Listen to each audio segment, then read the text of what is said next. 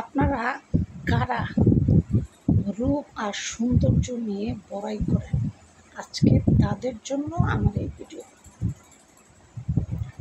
অনেক মানুষ আছে, আল্লাহ তাআলা তাকে অনেক সুন্দর করে সৃষ্টি করছে,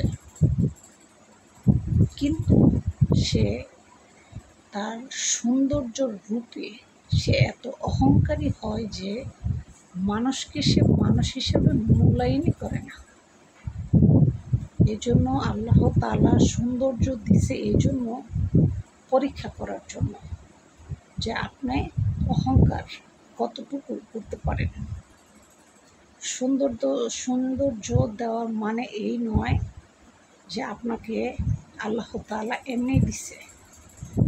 সৌন্দর্য এই জন্যই দিছে আপনাকে পরীক্ষা করার জন্য যে আপনি কতটুকু অহংকার দুনিয়াতে করতে পারেন আপনার রূপের।